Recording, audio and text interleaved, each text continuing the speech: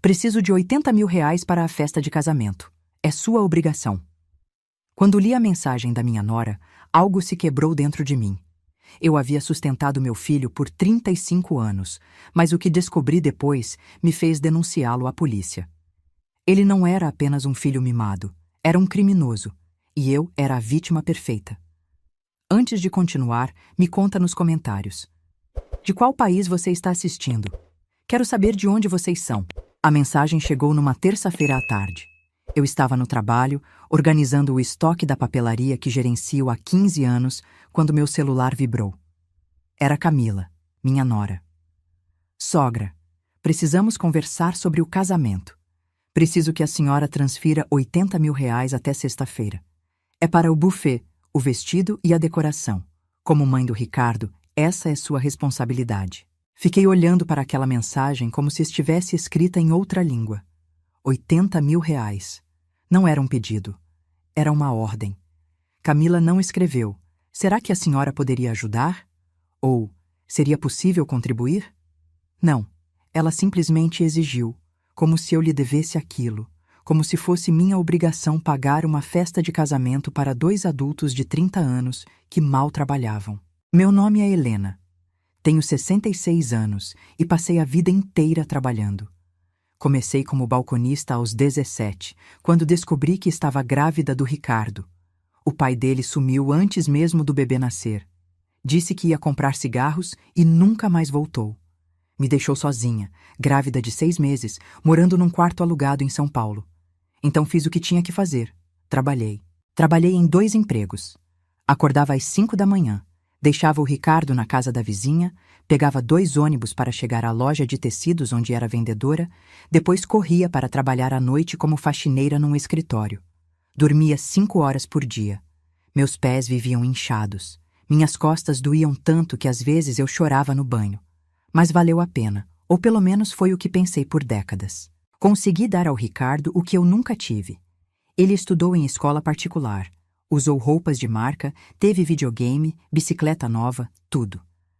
Quando completou 21 anos, aluguei um apartamento para ele porque achei que um homem precisava de independência. Eu mesma ainda morava num apartamento simples de 2 quartos, mas o dele era melhor, mais novo, num bairro mais bonito. Durante todos esses anos, fui eu quem pagou as contas. Aluguel, água, luz, internet, supermercado, tudo saía da minha conta. Ricardo se formou em administração, mas nunca conseguiu manter um emprego por mais de 6 meses. Sempre tinha uma desculpa. O chefe era idiota, o salário era baixo demais, o horário não combinava com ele, a empresa não valorizava seu potencial. E eu, como sempre, acreditei. Continuei pagando tudo, mandando dinheiro toda semana, resolvendo seus problemas financeiros. Ele tinha 35 anos e nunca havia se sustentado sozinho. Nem um mês, nem uma semana. Tudo dependia de mim, do meu trabalho, do meu sacrifício. Então apareceu Camila. Faz 2 anos, Ricardo me ligou dizendo que tinha conhecido alguém especial. Marcou um almoço para apresentá-la. Lembro do dia como se fosse ontem. Camila chegou de salto alto, bolsa cara, maquiagem impecável, cabelo alisado perfeitamente. Ela se sentou, mal olhou para mim e passou a refeição inteira falando sobre viagens que fazia, restaurantes caros que frequentava, roupas de grife que comprava. Eu ouvia calada, calculando mentalmente quanto custava aquele estilo de vida dela. No final do almoço, quando a conta chegou, ela nem se mexeu. Olhou para Ricardo. Ricardo olhou para mim. E eu paguei, como sempre pagava tudo. Camila nem agradeceu, apenas disse: "Até a próxima, sogra", com aquele tom que me fazia sentir mais como uma funcionária do que como família. Nos meses seguintes, os pedidos começaram. No início, eram pequenos. "Sogra, o sofá do Ricardo está velho. Será que a senhora pode ajudar com 3 mil reais para trocar?" Depois, "Precisamos de uma TV nova. A antiga não é smart. A senhora pode depositar 5 mil? E então, vamos fazer uma viagem para comemorar 1 ano de namoro. Preciso de 8 mil. Eu pagava. Sempre pagava. Porque cada vez que eu hesitava, Ricardo aparecia com aquela cara de cachorro abandonado que ele fazia desde criança e dizia: Mãe, a Camila vem de uma família com dinheiro. Ela está acostumada com um certo padrão. Não quero que ela ache que fez uma escolha errada ficando comigo. Essas palavras me destruíam. A ideia de que meu filho não era bom o suficiente, de que ele precisava do meu dinheiro para manter uma mulher interessada nele. Então, eu continuava depositando, transferindo, pagando. Meu salário ia todo para ele. Eu mesma vivia com o mínimo, economizando em tudo, usando roupa velha, cortando cabelo em salão barato, nunca tirando férias. Há 6 meses, Ricardo anunciou o noivado. Camila mostrou um anel enorme de diamante. Perguntei quanto custou. Ah, o Ricardo tem suas economias, ela disse com um sorriso falso. Eu sabia que era mentira. Conferi o extrato do cartão de crédito dele, do qual eu era titular e pagante. O anel estava lá. 12.000 que eu acabaria pagando. Mas não disse nada. Sorri, parabenizei o casal, fui para casa e chorei no banho como sempre fazia quando a frustração ficava grande demais. E agora estava ali, aquela mensagem pedindo 80.000 como se fosse o pedido mais normal do mundo. Meus dedos tremiam enquanto eu segurava o celular. 80.000 era mais que meu salário de um ano inteiro. Era metade das minhas economias de uma vida. Era o dinheiro que eu estava guardando para minha aposentadoria, para o dia em que eu não pudesse mais trabalhar, para ter alguma segurança na velhice. Respirei fundo e digitei a resposta. Camila, não tenho esse dinheiro. Posso ajudar com uma parte menor, mas 80.000 é impossível para mim. Vocês precisam planejar um casamento dentro das possibilidades de vocês. Apertei enviar antes de me arrepender. Meu coração batia acelerado. Pela primeira vez em 35 anos, eu tinha dito não ao meu filho. Pela primeira vez, eu coloquei um limite. A resposta veio em menos de 2 minutos. Não era da Camila, era do Ricardo. Mãe, a Camila está chorando. Você a humilhou. Como você pode negar isso pra gente? É o nosso casamento, o dia mais importante das nossas vidas. Você tem esse dinheiro, eu sei que tem. Você guarda dinheiro há anos. Para quê? Para morrer sozinha com a conta cheia? Resolve isso agora. A Camila disse que se você não pagar, ela não casa comigo. Você quer me ver sozinho para sempre? É isso que você quer? Cada palavra era uma facada. Mas o que veio depois foi pior. Muito pior. Outra mensagem chegou. Mãe, estou falando sério. Paga esse casamento ou esquece que você tem filho. Esquece que você tem família. A escolha é sua. Li aquelas palavras 10 vezes, 20 vezes. Pague ou esqueça que você tem família. 35 anos de sacrifício, de trabalho até a exaustão, de me privar de tudo para dar tudo a ele. E agora ele me chantageava, me ameaçava, me transformava num caixa eletrônico que ele podia descartar se eu não cooperasse. Algo se quebrou dentro de mim naquele momento. Uma coisa profunda, antiga, essencial.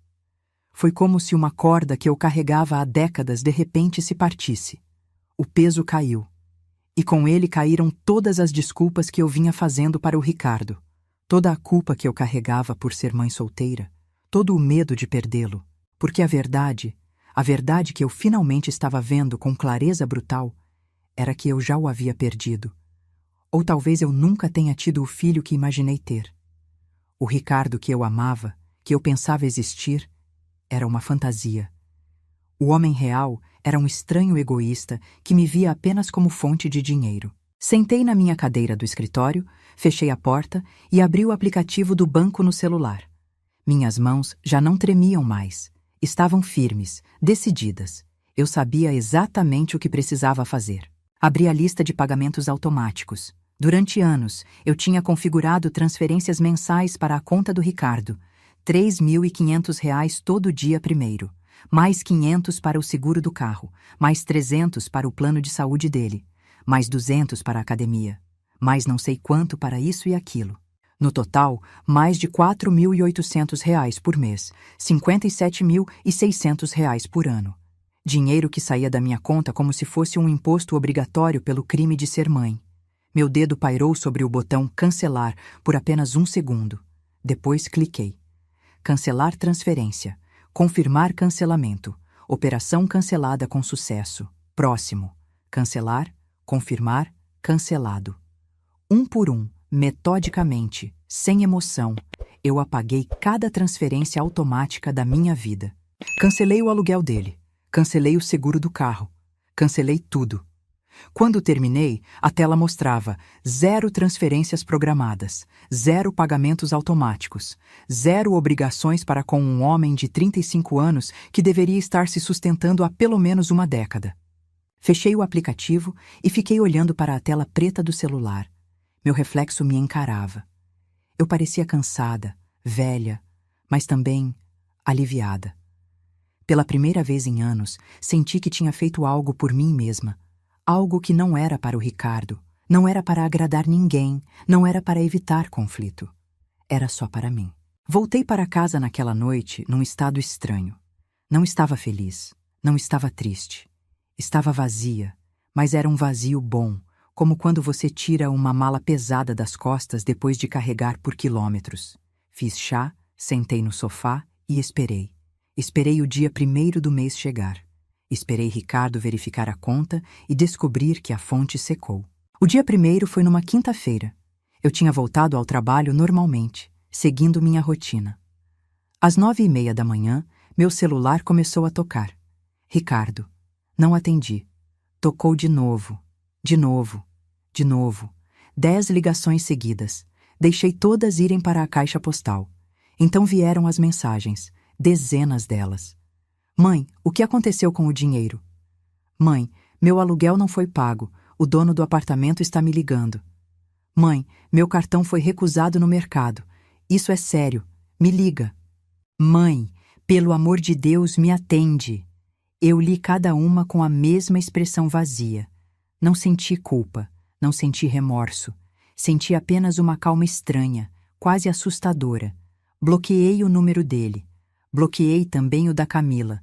Bloqueei números desconhecidos que tentaram me ligar. Naquela noite, alguém tocou a campainha do meu apartamento. Olhei pelo olho mágico. Era Ricardo. Ele estava com roupas amassadas, cabelo desarrumado, olheiras profundas. Parecia ter envelhecido 10 anos em uma semana. Tocou a campainha de novo, de novo, de novo. Bateu na porta. Mãe, eu sei que você está aí. Por favor, a gente precisa conversar. Por favor. Encostei nas costas da porta, ouvindo. Cada batida era como um soco no peito, mas não abri. Não podia abrir. Se eu abrisse, se eu visse aquela cara de cachorro abandonado, eu ia fraquejar, ia ceder, ia voltar para a mesma armadilha de sempre. Mãe, a Camila terminou comigo.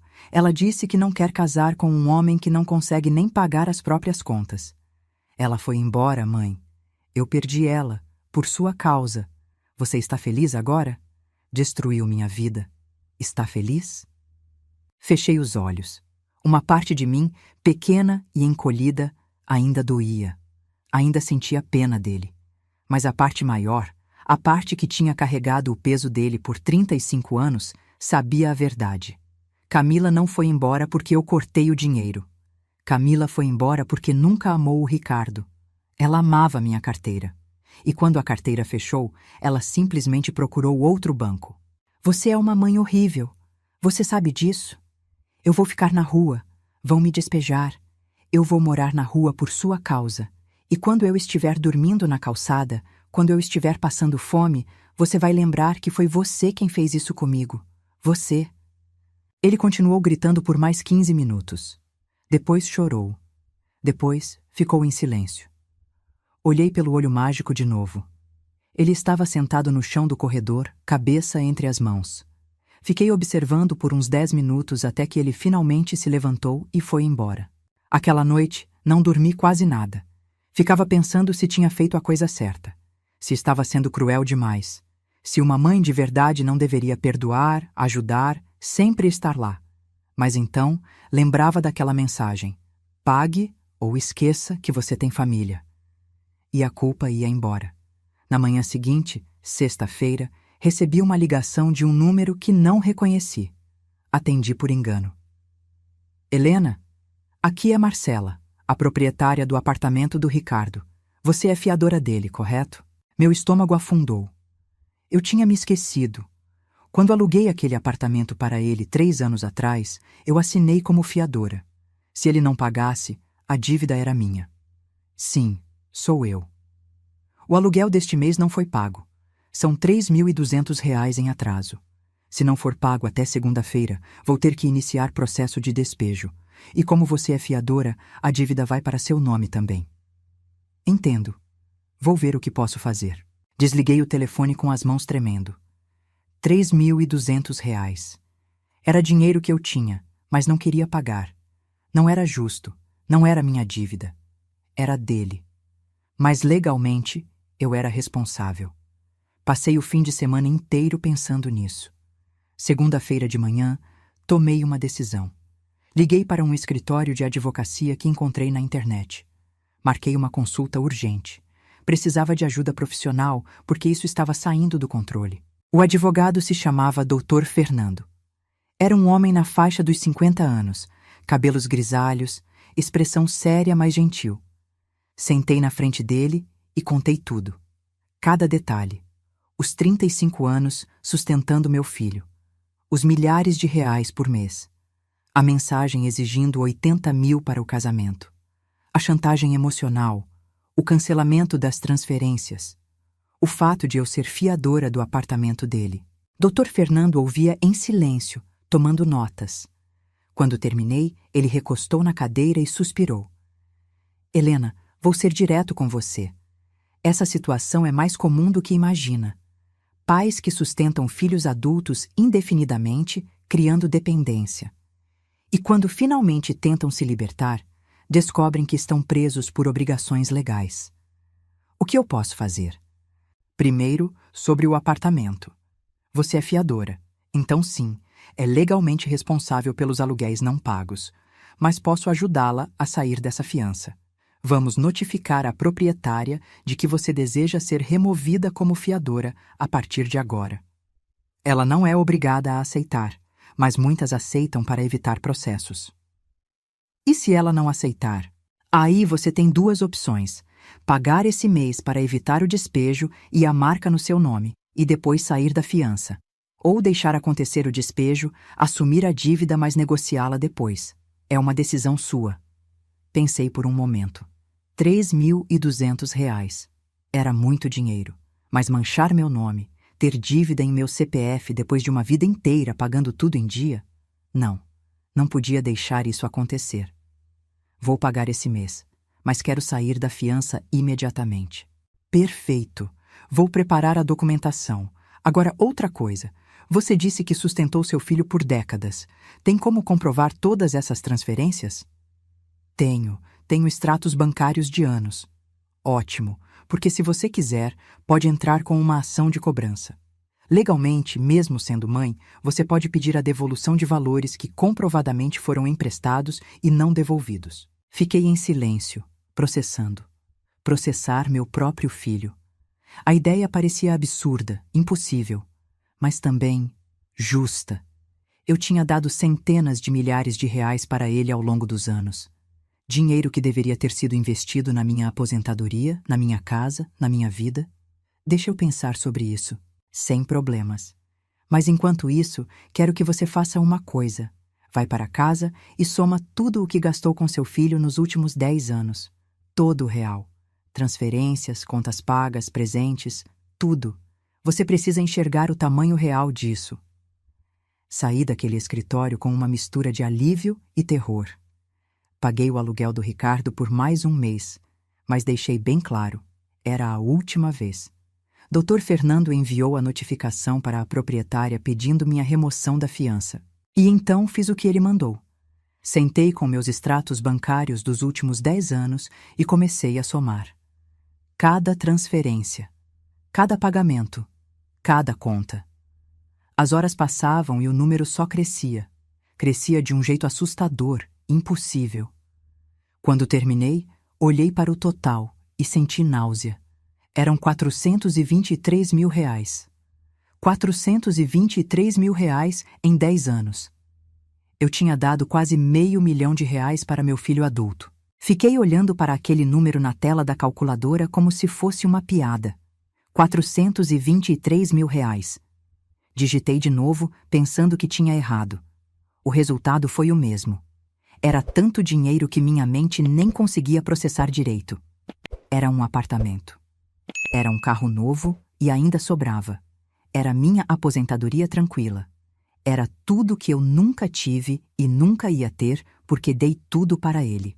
Comecei a chorar ali mesmo, sentada na mesa da cozinha, rodeada de extratos bancários. Não era um choro delicado.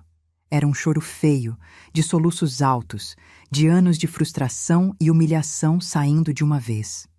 Chorei por mim, pela Helena de 20 anos que trabalhou até os pés sangrarem, pela Helena de 30 que nunca tirou férias, pela Helena de 40 que usava roupa velha para poder comprar roupa nova para o filho, pela Helena de 50 que não fez tratamento dentário porque o dinheiro do dentista foi usado para pagar a faculdade dele. E chorei pela Helena de 66 anos, que finalmente estava entendendo que tinha sido usada. Não amada. Usada. Quando parei de chorar, já era noite. Peguei o celular e fotografei aquela planilha. Mandei para o Dr. Fernando com uma mensagem simples. Quero processar. Quero meu dinheiro de volta. Ele respondeu em menos de 1 hora. Vamos fazer isso. Amanhã prepare toda a documentação. Vamos recuperar o que é seu. Dormi pesado naquela noite.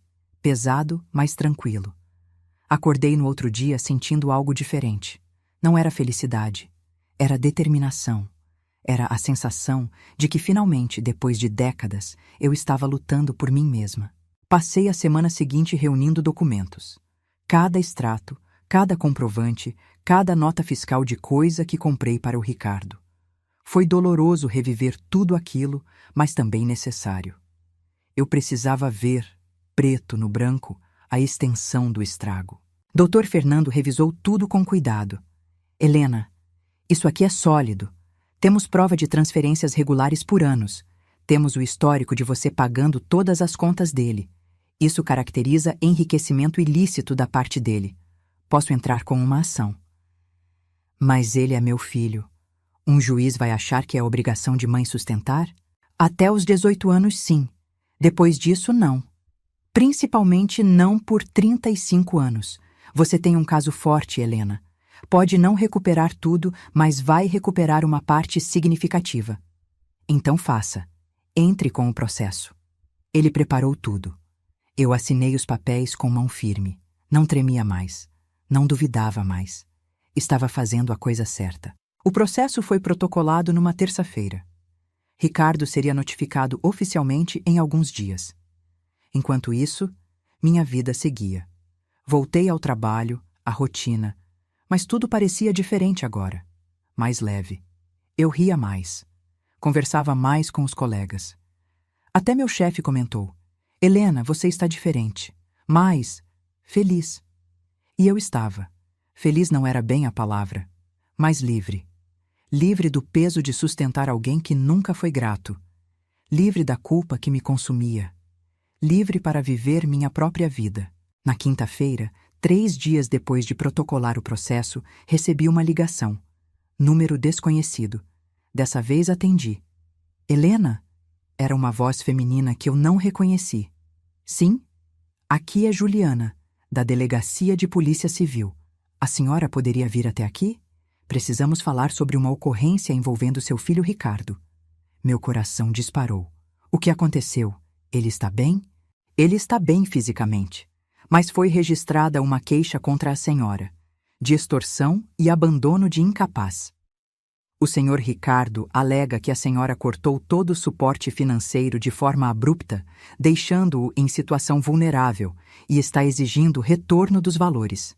Fiquei em silêncio, processando. Ricardo tinha me acusado de extorsão. Eu, que sustentei ele a vida inteira, era a criminosa agora. Vou até aí. Preciso levar algo? Qualquer documentação que comprove sua versão dos fatos. Desliguei e liguei imediatamente para o Dr. Fernando. Expliquei a situação. Ele ficou calmo. Isso é comum. É uma tentativa de intimidação. Vamos juntos à delegacia. Leve toda a documentação que preparamos. Chegamos à delegacia 2 horas depois. Juliana, a delegada, era uma mulher na casa dos 40, cabelos presos, olhar sério, mas justo. Nos recebeu numa sala pequena e começou a explicar. Senhora Helena, seu filho registrou um boletim de ocorrência alegando que a senhora, de forma repentina e sem aviso, cortou todo o suporte financeiro que ele recebia, deixando-o sem condições de pagar aluguel, alimentação e contas básicas. Ele alega que isso configura abandono de incapaz, já que ele dependia financeiramente da senhora. Ele tem 35 anos, respondi, a voz firme. Não é incapaz, é um adulto que deveria trabalhar. Entendo. Mas ele argumenta que a senhora criou essa dependência ao longo de décadas e cortá-la repentinamente é cruel e ilegal. Dr. Fernando se inclinou para a frente. Delegada, com todo respeito, não há nenhuma lei que obrigue uma mãe a sustentar um filho adulto indefinidamente. A senhora Helena tem toda a documentação provando que sustentou o filho por mais de 30 anos. Ela tem o direito de interromper isso quando quiser. Eu concordo. Mas precisamos seguir o procedimento. Senhora Helena, a senhora tem algo a declarar? Abri a pasta com todos os documentos. Extratos bancários, comprovantes de transferências, a planilha mostrando os R$ 423 mil, tudo. Tenho isso aqui. 35 anos sustentando meu filho. Ele nunca trabalhou direito, nunca se esforçou para ser independente porque sabia que eu estaria sempre lá para pagar tudo. Quando ele me pediu R$ 80 mil para uma festa de casamento e eu disse que não podia, ele me chantageou. Disse para eu pagar ou esquecer que tenho família. Foi aí que decidi parar. Juliana revisou os documentos em silêncio. Demorou quase meia hora. Finalmente, ergueu os olhos. Senhora Helena, não há crime aqui. A senhora não tem obrigação legal de sustentar um filho adulto. O boletim de ocorrência dele não vai gerar processo, mas... Ela fez uma pausa significativa. Há algo que a senhora precisa saber. Enquanto investigávamos a queixa dele, checamos o histórico financeiro do Ricardo. E encontramos irregularidades. Meu estômago apertou. Que tipo de irregularidades? Tem um carro registrado em nome da senhora que está com o Ricardo há 3 anos. Esse carro foi comprado com um financiamento que está em seu CPF. O Ricardo paga as parcelas? Não. Eu pago, sempre paguei. E tem mais. Encontramos 3 cartões de crédito em seu nome. A senhora solicitou esses cartões? Franzi a testa. Eu tenho um cartão de crédito, só um. Segundo nosso sistema, a senhora tem 4 cartões ativos. Um que a senhora conhece e 3 que foram solicitados online nos últimos 2 anos. Esses 3 cartões têm dívidas somadas de R$ 82 mil. O mundo parou. Eu não pedi esses cartões. Eu nunca pedi. Juliana trocou um olhar com o Dr. Fernando. Senhora Helena, isso é fraude. Alguém usou suas informações pessoais para solicitar crédito em seu nome. Temos que investigar quem fez isso. Mas eu já sabia. Sabia no fundo do estômago, naquela certeza horrível que a gente sente quando descobre uma traição. Ricardo. Tinha que ser o Ricardo. Ele tinha acesso a todas minhas informações. Tinha meu CPF, minha data de nascimento, meu endereço. Ele tinha tudo o que precisava para abrir cartões em meu nome. Foi meu filho, eu disse, a voz saindo fraca. Ele fez isso. Juliana me olhou com uma expressão que misturava pena e profissionalismo. Senhora Helena, se a senhora quer fazer essa acusação, precisamos investigar apropriadamente. Isso é crime grave. Fraude, falsidade ideológica, estelionato. Se for provado, seu filho pode ser preso. Preso. Meu filho na cadeia. A palavra ecoou na minha cabeça. Parte de mim, aquela parte maternal que nunca morre completamente, sentiu dor. Mas a parte maior, a parte que estava cansada de ser vítima, que estava farta de ser usada, sabia o que tinha que fazer. Quero investigar. Quero saber a verdade. Juliana assentiu. Vou precisar que a senhora vá até seu banco. Solicite o histórico completo de todos os cartões em seu nome. Descubra quando foram abertos, de onde vieram os pedidos, quais endereços de IP. Tudo. Quanto mais informação, melhor. Saí daquela delegacia num estado de choque. Dr. Fernando me acompanhou até o carro. Helena, respire. Sei que é difícil, mas você está fazendo a coisa certa. Se ele realmente fez isso, ele precisa responder. Como eu não percebi? Como ele abriu 3 cartões sem que eu soubesse? Porque você confiava. Porque ele é seu filho. Criminosos usam essa confiança. É assim que funciona. Fui direto ao banco. Pedi para falar com o gerente. Expliquei a situação. Ele me levou até uma sala privada e começou a buscar informações no sistema. Senhora Helena, realmente tem 4 cartões ativos em seu nome.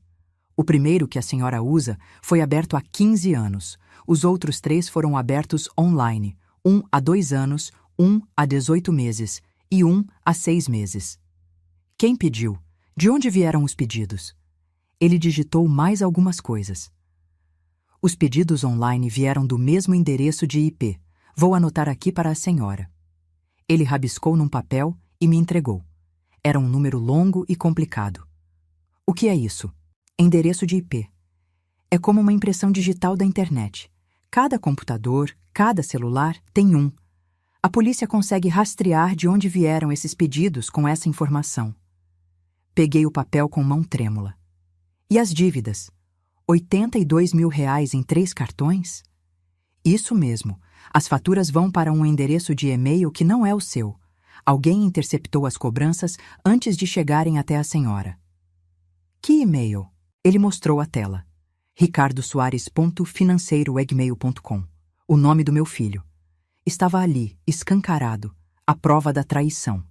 Ele tinha aberto cartões no meu nome, desviado as faturas para não eu descobrir, gastado R$82 mil que agora eram dívida minha. Preciso de tudo isso impresso, cada documento, cada comprovante. O gerente imprimiu uma pilha enorme de papéis, histórico de cada cartão, cada compra, cada pagamento atrasado, juros acumulados. Olhei algumas das compras enquanto ele imprimia.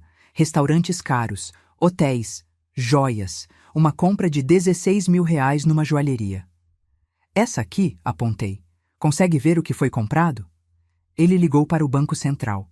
Esperou, explicou a situação. Depois de 10 minutos, desligou. Foi um anel de noivado, comprado há 6 meses. O anel da Camila. O anel que Ricardo disse ter comprado com suas economias. Ele comprou com meu dinheiro roubado, com um cartão fraudado no meu nome. Saí do banco 3 horas depois com 2 sacolas cheias de documentos. Voltei direto para a delegacia. Juliana estava terminando o turno, mas me recebeu mesmo assim. Trouxe tudo, eu disse, colocando as sacolas na mesa dela. Ela começou a revisar. Seu rosto foi ficando cada vez mais sério. Senhora Helena, isso é grave. Muito grave. Temos aqui 3 crimes diferentes: fraude de identidade, falsidade ideológica e estelionato. As penas somadas podem passar de 10 anos de prisão. O que eu faço agora? Agora a senhora registra um boletim de ocorrência formal. Com essas provas, vamos abrir inquérito. Vamos investigar e, se tudo se confirmar, o Ministério Público vai denunciar ele. Aí vai a júri. Quanto tempo isso leva? Depende. Pode levar meses, pode levar 1 ano. Mas com provas tão claras assim, geralmente é rápido. Registrei o boletim de ocorrência. Cada palavra que eu falava para a escrivã era uma facada no coração, mas também era necessária. Era a verdade.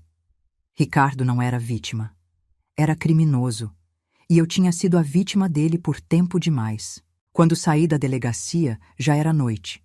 Cheguei em casa exausta, física e emocionalmente destruída. Tomei banho, coloquei pijama e sentei no sofá com uma xícara de chá. Meu celular vibrou. Mensagem de um número desconhecido. Sua víbora! Você me denunciou. A polícia foi no meu apartamento. Pegaram meu computador, meu celular, tudo, por sua causa. Você é má, mãe. Você é má de verdade. Mas eu vou provar que você está mentindo. Vou provar que você é louca, que está inventando tudo porque não aceita que eu cresci, que eu não preciso mais de você. Você vai se arrepender disso. Li a mensagem 3 vezes. Não senti raiva. Não senti tristeza. Senti nada. Era como se aquelas palavras viessem de um estranho completo. E eram. Porque o Ricardo que eu conhecia, que eu amava, nunca existiu. Era uma ilusão, uma máscara que ele usava para me manipular. Bloqueei o número, apaguei a mensagem e dormi. Os dias seguintes foram estranhos. Continuei trabalhando normalmente, mas a cabeça estava sempre naquilo. Pensando no processo, pensando na investigação, pensando em quanto tempo Ricardo ia ficar preso se fosse condenado. Uma semana depois do boletim de ocorrência, Juliana me ligou. Senhora Helena, terminamos a análise preliminar. O endereço de IP dos pedidos de cartão bate com a internet do apartamento do Ricardo. Os e-mails de confirmação foram acessados do telefone dele. E encontramos no computador dele planilhas detalhando quanto ele gastou em cada cartão. Ele mantinha registro de tudo. Então tem prova. Tem prova demais. Isso vai para o Ministério Público essa semana. Em breve ele vai ser indiciado formalmente. E daí? Daí ele vai responder em liberdade ou pode ser preso preventivamente, dependendo do que o juiz decidir. Com 3 crimes graves e risco de fuga, é possível que seja decretada prisão preventiva. Prisão preventiva. Ricardo preso antes mesmo do julgamento. E quanto tempo até o julgamento? Uns 6 meses, talvez menos. Depende da agenda do tribunal. Desliguei o telefone e sentei na cadeira do escritório. Olhei pela janela. Lá fora, as pessoas passavam normalmente, vivendo suas vidas. E eu estava ali, tendo denunciado meu próprio filho à polícia. Algumas pessoas iam me julgar por isso. Iam dizer que mãe de verdade perdoa tudo, que família é sagrada, que sangue é mais importante. Mas essas pessoas nunca tinham sido roubadas por quem deveriam confiar. Nunca tinham descoberto que foram usadas a vida inteira. Nunca tinham olhado para trás e visto décadas de sacrifício jogadas no lixo. Naquela noite, recebi uma visita. Minha vizinha Ângela, aquela que cuidava do Ricardo quando ele era bebê. Ela bateu na porta com uma garrafa de vinho na mão. Escutei tudo pelos vizinhos, ela disse quando abri. Sobre o processo, sobre a polícia, vim ver como você está. Deixei ela entrar. Sentamos na sala. Ela serviu vinho para nós duas. Tá todo mundo falando, ela começou. Alguns estão dizendo que você foi cruel, que cortou o Ricardo sem dó. Mas eu conheço você há 40 anos, Helena, e sei que você só fez isso porque não tinha mais escolha. Bebi um gole de vinho. Ele me roubou, Ângela. 82 mil reais em cartões fraudados. Isso sem contar os 423 mil que eu dei de livre e espontânea pressão. Mais de R$500 mil. R$500 mil. Ângela balançou a cabeça. Eu vi você se matar de trabalhar por aquele menino. Vi você abrir mão de tudo. E sempre achei que um dia ele ia te valorizar, ia entender o sacrifício. Mas parece que eu estava errada. Nós duas estávamos. O que vai acontecer agora? Não sei. Ele pode ser preso, pode pegar 10 anos de cadeia. E sabe o pior? Eu não sei se me importo. Não sei se ainda sinto alguma coisa por ele além de decepção. Ângela apertou minha mão. Você tem direito de estar decepcionada. Tem direito de estar furiosa. E tem direito de se proteger. Não deixa ninguém te fazer sentir culpada por isso. Ficamos conversando até tarde. Ela me contou histórias de quando Ricardo era pequenininho, de como ele era doce e carinhoso, e me dei conta de que aquela criança realmente morreu. Em algum lugar da adolescência, do começo da vida adulta, ele se transformou noutra pessoa. Ou talvez sempre tenha sido assim e eu nunca quis enxergar. 2 semanas depois, recebi a notificação oficial. Ricardo tinha sido indiciado. 3 acusações: fraude de identidade, falsidade ideológica e estelionato qualificado. O Ministério Público pediu prisão preventiva, mas o juiz negou. Ricardo ia responder em liberdade, mas com medidas cautelares. Não podia sair da cidade, tinha que se apresentar na delegacia toda semana e estava proibido de ter contato comigo. Dr. Fernando me explicou tudo no escritório dele. Helena, o julgamento está marcado para daqui a 5 meses. Vamos ter que testemunhar. Você vai ter que contar tudo na frente dele, na frente do juiz, do júri. Eu sei, estou preparada. Tem outra coisa, o processo civil que entramos pedindo restituição dos 423 mil, o juiz aceitou. Ricardo vai ter que devolver o dinheiro ou justificar por que não deve. A audiência é mês que vem, acenei. Era muita coisa acontecendo de uma vez. Processo criminal, processo civil, a vida inteira virando de cabeça para baixo. Mas ao mesmo tempo, sentia que era necessário. Era como tirar um curativo de uma ferida que nunca cicatrizou direito. Doía, mas ia sarar melhor depois. O mês passou rápido. Mergulhei no trabalho para não ficar pensando demais. Até que chegou o dia da audiência civil. Cheguei ao fórum de manhã cedo. Dr. Fernando já estava lá, esperando. Ricardo chegou 10 minutos depois. Estava acompanhado de um advogado, um homem jovem de terno barato que devia ser defensor público. Nossos olhos se encontraram por um segundo, o dele cheio de raiva, o meu vazio. Não senti nada. Era como olhar para um estranho na rua. A audiência começou. O juiz, um senhor de uns 60 anos, leu o processo.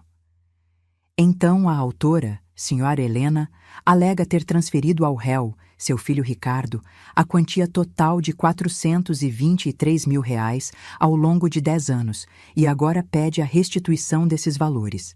É isso? Dr. Fernando se levantou. Exatamente, Excelência. Temos toda a documentação comprovando cada transferência. São valores que nunca foram pagos de volta, caracterizando enriquecimento ilícito. O juiz olhou para o advogado de Ricardo. E a defesa? O rapaz se levantou, nervoso. Excelência, meu cliente argumenta que esses valores eram doações da mãe. Presentes, não empréstimos. Portanto, não há obrigação de devolução. Doações? O juiz soou cético. 400 mil em doações? A autora sustentou o filho por toda a vida dele. Isso caracteriza que eram doações espontâneas, não empréstimos. O juiz me olhou. Senhora Helena, quando a senhora transferia esses valores, deixava claro que eram empréstimos? Tinha algum acordo escrito? Levantei. Não, Excelência. Eu não fazia contratos com meu filho. Mas também não eram presentes. Eu pagava as contas dele porque ele dizia que ia arrumar emprego, que ia começar a se sustentar, que só precisava de um tempo. Esse tempo virou 10 anos, virou 15, virou 20, e ele nunca se sustentou. Entendo. Mas legalmente, sem um contrato explícito, é difícil caracterizar como empréstimo. Meu coração afundou. Ia perder. Ia perder porque confiei demais, porque nunca imaginei que precisaria fazer contrato com o próprio filho. Mas então o juiz continuou. Porém, a jurisprudência sobre casos de filhos adultos sustentados indefinidamente pelos pais.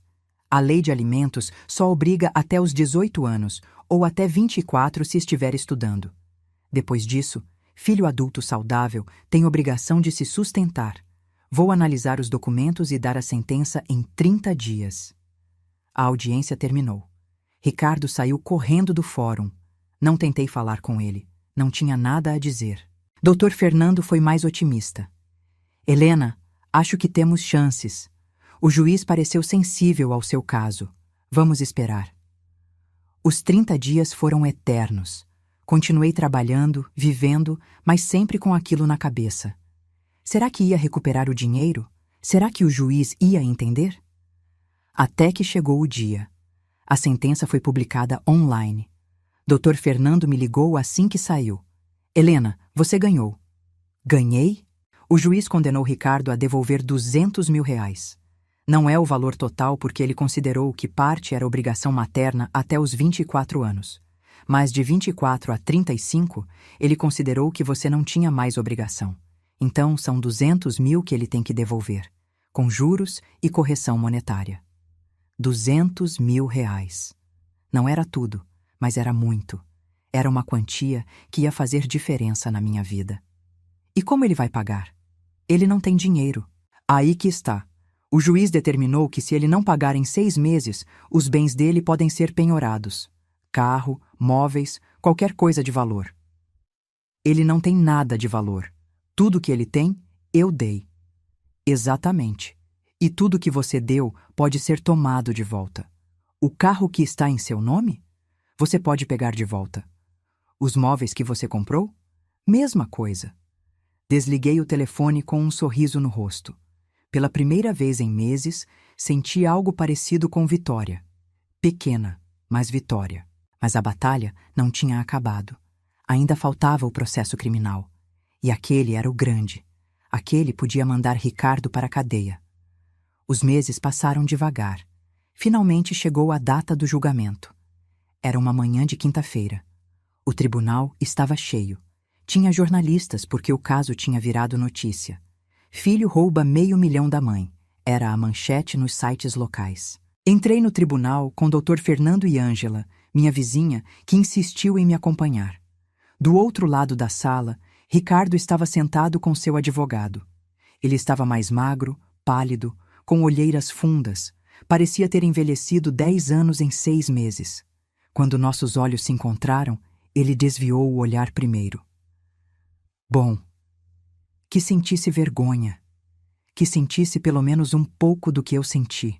O júri entrou. 7 pessoas comuns que iam decidir o destino do meu filho.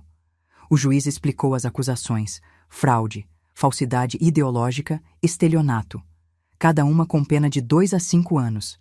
Se condenado em todas, ele podia pegar até 15 anos. 15 anos. Ricardo teria 50 quando saísse. O promotor começou. Ele era bom. Mostrou os documentos, explicou como Ricardo abriu os cartões fraudados, mostrou os e-mails, as transferências, tudo. Cada prova era um tijolo construindo uma parede impossível de derrubar. Depois foi a vez do advogado de defesa. Ele tentou argumentar que Ricardo estava desesperado, que tinha problemas psicológicos, que a mãe tinha criado dependência nele e depois cortou tudo de uma vez, deixando-o sem opções. Meu cliente não é criminoso, ele disse, a voz emotiva. É uma vítima de uma relação tóxica com a mãe. Ela o sustentou por 30 anos, criando dependência total. Quando ele finalmente tentou ter vida própria, ela cortou tudo. Ele entrou em desespero. Fez escolhas erradas, sim, mas não é um criminoso de carreira. É um homem quebrado por uma mãe controladora. Ouvi aquilo com incredulidade. Eu era a controladora?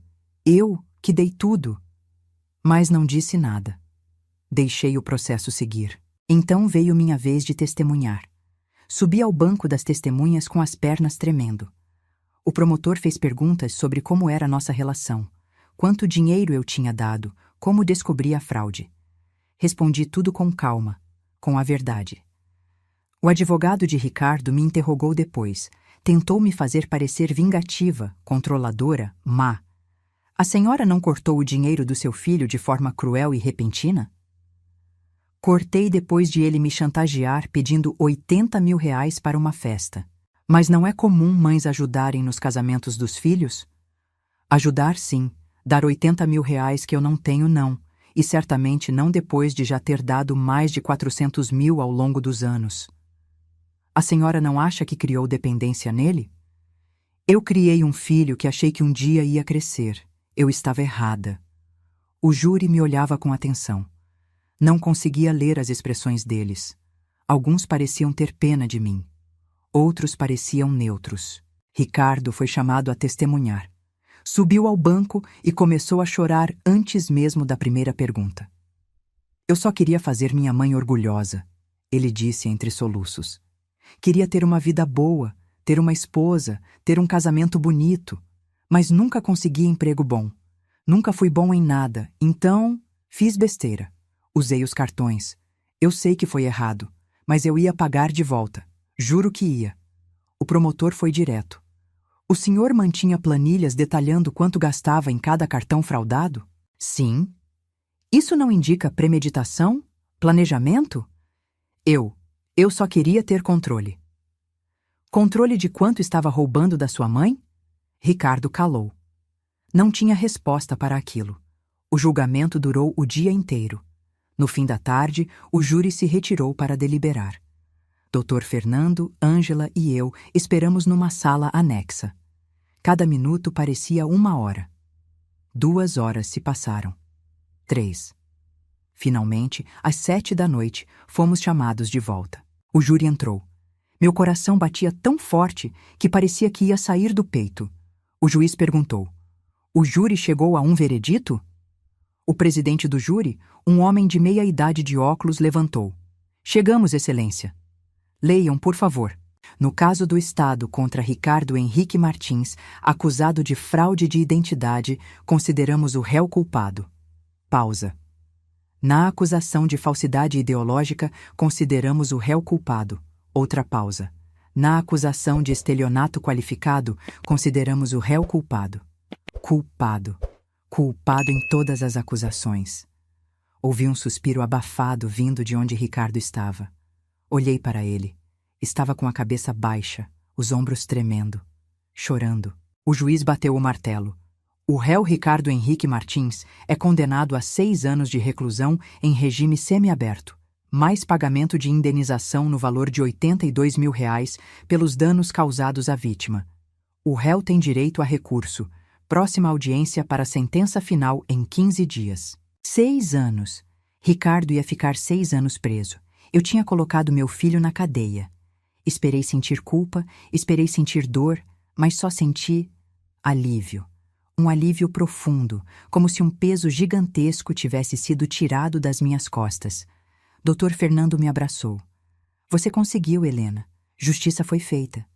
Ângela apertou minha mão. Vamos sair daqui. Você precisa descansar. Saímos do tribunal pela porta dos fundos para evitar os jornalistas. Fomos para um restaurante tranquilo. Pedimos comida, mas eu mal consegui comer. Estava exausta demais. Física e emocionalmente destruída. O que você vai fazer agora? Ângela perguntou. Viver, eu respondi. Pela primeira vez em décadas, vou viver minha própria vida. E foi o que fiz. Nas semanas seguintes, usei o dinheiro do processo civil para viajar. Fui para o Nordeste, fiquei numa pousada de frente para o mar. Passei 10 dias só lendo, caminhando na praia, comendo bem. 10 dias sem pensar em conta para pagar, sem pensar em filho para sustentar, sem pensar em nada além de mim. Quando voltei, estava diferente. Mais leve, mais eu mesma. Voltei ao trabalho com energia renovada. Meu chefe comentou a mudança. Helena, você está radiante. O que aconteceu? Aprendi a colocar limites, respondi sorrindo. Os meses passaram. Ricardo entrou para cumprir a pena. Regime semiaberto significava que ele ia trabalhar durante o dia e dormir na prisão à noite. Recebi uma carta dele 2 semanas depois da prisão. Não abri. Joguei no lixo sem ler. Não tinha interesse no que ele tinha a dizer. 3 meses depois, recebi outra. Dessa vez, abri. A carta era longa, 3 páginas de letra tremida. Mãe, sei que não mereço seu perdão. Sei que fiz coisas horríveis. Roubei de você. Usei você. Fui o pior filho do mundo. Mas estar aqui, preso, me fez pensar. Me fez entender o quanto eu te magoei. Quanto eu joguei fora. Você me deu tudo e eu só devolvi dor. Se eu pudesse voltar no tempo, faria tudo diferente. Seria o filho que você merecia. Mas não posso. Só posso dizer que sinto muito. Muito mesmo. E que te amo, mesmo sabendo que não mereço seu amor de volta. Ricardo. Li a carta 3 vezes. Senti nada. Nem raiva, nem tristeza, nem amor. Era como ler carta de um estranho. Porque era. Ricardo era um estranho para mim agora. Alguém que eu conheci uma vez, há muito tempo, mas que não existia mais. Joguei a carta fora também. Não respondi. Não visitei. Não mantive contato. Corte total, completo, definitivo. Ângela me perguntou uma vez se eu não sentia falta dele. Não, respondi honestamente. Sinto falta da ilusão que eu tinha. Do filho que imaginei ter. Mas aquele nunca existiu de verdade. O Ricardo real, o ladrão, o manipulador, esse eu não quero na minha vida. 1 ano se passou desde o julgamento. Eu estava trabalhando normalmente quando recebi uma ligação. Era da diretora da prisão onde Ricardo estava. Senhora Helena, seu filho teve um incidente aqui. Meu estômago se apertou. Que tipo de incidente? Ele tentou suicídio. Está no hospital agora, estável, mas precisamos notificar a família. Desliguei o telefone com mão trêmula. Ricardo tinha tentado se matar. Meu filho tinha tentado se matar. Esperei a culpa vir, aquele sentimento de eu deveria ter estado lá, deveria ter perdoado, deveria ter ajudado. Mas não veio. O que veio foi pena. Pena de um homem quebrado pelas próprias escolhas. Mas não era minha responsabilidade consertar. Não mais. Liguei para a prisão de volta. Ele está bem? Sim, vai se recuperar. Obrigada por avisar. E desliguei. Não fui visitar. Não mandei mensagem. Não fiz nada. E isso não me fez má pessoa. Me fez pessoa que finalmente aprendeu a se proteger. 2 anos depois do julgamento, eu estava numa situação completamente diferente. Tinha me aposentado da papelaria. Com o dinheiro recuperado do processo e minhas economias que finalmente pude guardar sem sustentar ninguém, consegui comprar um apartamento pequenininho, quitado, só meu. Passava os dias fazendo coisas que nunca tinha tido tempo para fazer. Aulas de pintura, caminhadas no parque, almoços com amigas. Foi durante uma dessas caminhadas que encontrei Camila, a ex-noiva do Ricardo. Ela estava sentada num banco, sozinha, com expressão cansada. Nossos olhos se encontraram. Ela desviou o olhar rapidamente, mas eu me aproximei. Camila. Ela levantou os olhos, surpreendida. Helena, eu não esperava te ver. Posso sentar? Ela hesitou, mas acenou. Sentei ao lado dela. Ficamos em silêncio por um momento. Soube do Ricardo, ela disse finalmente, que ele foi preso, que você o processou. Você sabia? Perguntei. Sobre os cartões fraudados? Sobre o dinheiro que ele roubou? Camila fechou os olhos. Quando os abriu, estavam úmidos. Eu suspeitava. Ele sempre tinha dinheiro, mas nunca trabalhava. Sempre comprava coisas caras, mas nunca explicava de onde vinha. Eu escolhi não perguntar porque era conveniente, porque eu queria aquela vida. E agora? Agora estou sozinha. Sem o Ricardo, sem o dinheiro dele, sem nada. E percebi que desperdicei 2 anos da minha vida com alguém que nunca foi real. Ela me olhou. Igual você desperdiçou 35. A sinceridade dela me pegou de surpresa. Por que está me contando isso? Porque você teve coragem de fazer o que eu não tive. De colocar limite, de dizer não, de se proteger. Eu admiro isso. E me desculpe. Me desculpe por ter feito parte disso tudo, por ter sugado seu dinheiro através dele. Eu era jovem e idiota, mas isso não desculpa. Fiquei olhando para ela. Camila parecia menor agora, menos arrogante, mais humana.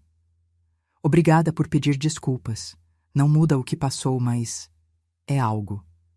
Ele escreve para você? Escrevia. Parei de ler.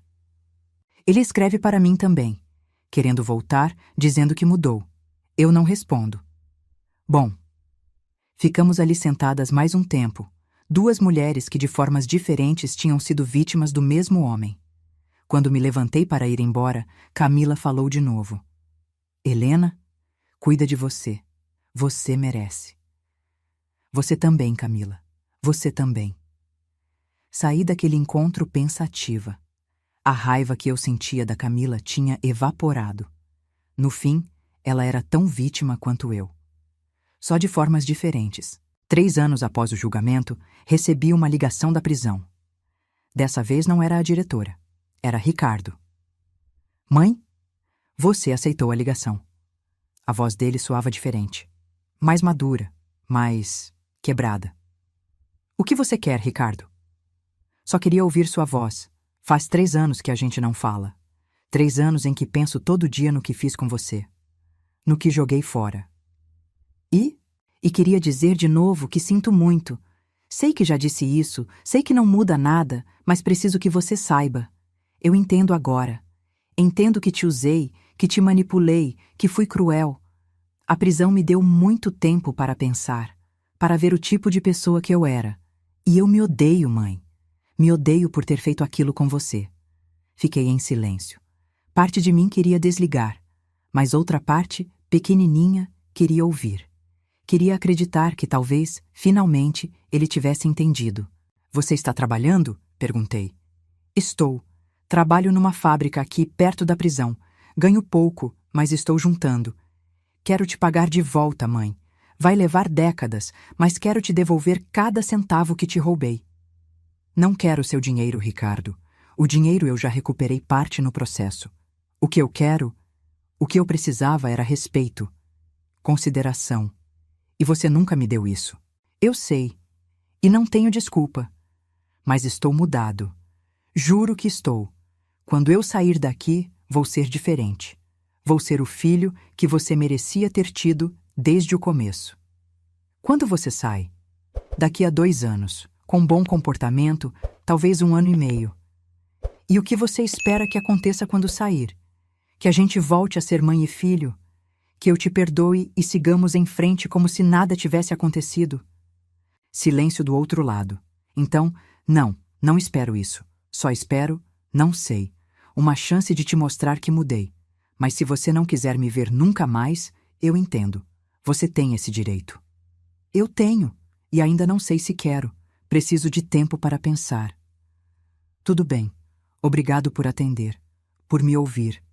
Eu te amo, mãe, mesmo sabendo que não mereço te amar. Desliguei o telefone com lágrimas nos olhos. Pela primeira vez em anos, chorei por ele. Não de tristeza, não de raiva, mas de algo parecido com luto. Luto pelo relacionamento que a gente nunca teve. Luto pela mãe e filho que poderíamos ter sido se ele tivesse sido diferente. Se eu tivesse sido diferente. Ângela veio me visitar naquela noite. Contei sobre a ligação. Ela ouviu tudo sem interromper. O que seu coração está dizendo? Ela perguntou. Está dizendo que talvez, só talvez, ele realmente mudou. Mas minha cabeça está dizendo para ter cuidado, para não cair de novo. Então, escuta os dois. Seja cautelosa, mas não fechada. Se ele realmente mudou, você vai ver com o tempo. E se não mudou, você já sabe como se proteger. Ela tinha razão. Eu tinha aprendido a me proteger. Finalmente, depois de 68 anos, eu sabia colocar limites. Sabia dizer não. Sabia escolher minha paz. 1 ano e meio depois daquela ligação, Ricardo foi solto. Ele me avisou 1 semana antes, mandando uma mensagem simples. Saio dia 15. Não vou te procurar a não ser que você queira. Respeito seu espaço. Passei aquela semana pensando. Queria ver ele? Queria dar uma chance? Ou era melhor deixar o passado enterrado e seguir em frente com minha vida em paz? No dia 15, acordei decidida. Ia vê-lo, uma vez, numa cafeteria pública, neutra. Uma conversa, uma chance de ele mostrar se realmente tinha mudado. E depois eu decidiria. Marquei com ele por mensagem. 3 da tarde, numa cafeteria perto da minha casa. Cheguei 10 minutos adiantada, nervosa. Pedi um café e sentei numa mesa perto da janela. Ricardo chegou na hora exata. Eu quase não o reconheci. Ele estava mais magro, muito mais magro. Cabelos grisalhos nas têmporas mesmo tendo só 38 anos. Roupa simples, limpa, mas velha. Ele me viu, hesitou, e depois veio se sentar. Oi, mãe. Oi, Ricardo. Ficamos em silêncio constrangedor por um momento. Ele mexia nas mãos, nervoso. Eu esperava. Obrigado por aceitar me ver, ele disse finalmente. Eu sei que não mereço, mas significa muito. Você disse que mudou. Quero ver se é verdade. Ele acenou. Eu arrumei um emprego, numa oficina mecânica. Ganho salário mínimo, mas é honesto. Aluguei um quarto numa pensão. É pequeno, sem luxo, mas é meu. Pago com meu dinheiro. Comecei a terapia também, 2 vezes por semana. Estou tentando entender por que fui daquele jeito. Por que te machuquei tanto? Ouvi em silêncio. As palavras eram certas, mas eu precisava ver ações. Palavras eram fáceis. E a Camila? Não tenho mais contato. Ela seguiu a vida dela, eu a minha. Foi melhor assim. Aquele relacionamento era tóxico. Para mim, para ela e principalmente para você. E o que você espera de mim agora? Ele olhou direto nos meus olhos pela primeira vez. Nada. Honestamente, mãe, não espero nada. Você já me deu mais do que eu merecia a vida inteira. Se você quiser que eu suma da sua vida, eu sumo. Se você quiser me dar uma chance de reconstruir alguma coisa, mesmo que só uma amizade distante, eu vou trabalhar por isso todo dia. Mas a escolha é sua. Toda sua. Essa resposta me pegou de surpresa. Era o que eu precisava ouvir. Não promessas, não súplicas, apenas respeito pela minha escolha. Vou pensar, não prometo nada, mas podemos tentar, devagar, muito devagar. O rosto dele se iluminou. Obrigado. Juro que não vou te decepcionar de novo. Se decepcionar, acabou, sem segunda chance, entendeu? Entendi. Ficamos mais uma hora conversando. Coisas superficiais. O trabalho dele, minha aposentadoria, o tempo. Quando saímos, ele não tentou me abraçar. Apenas acenou e foi embora. Respeito. Talvez ele realmente tivesse aprendido.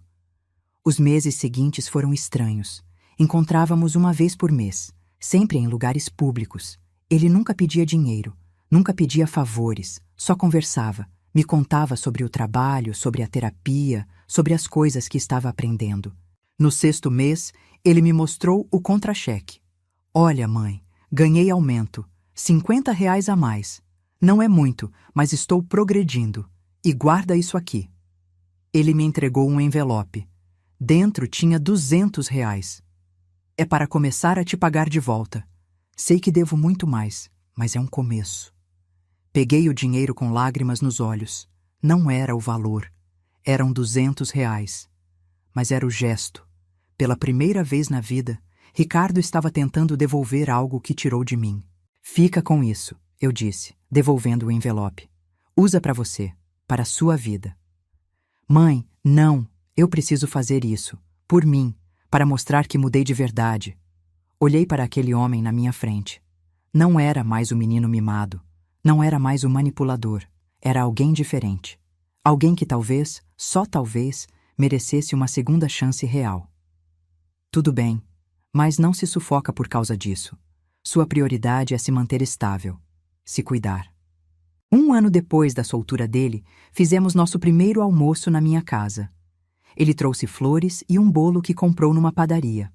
Sentamos na mesa que eu comprei com o dinheiro que recuperei dele no processo. A ironia não passou despercebida. Comemos, conversamos, e pela primeira vez em décadas, parecia que eu tinha um filho de verdade. Não um parasita, não um manipulador, mas uma pessoa que me respeitava, que me via como ser humano, não como banco. Não era perfeito. Ainda tinha momentos de tensão.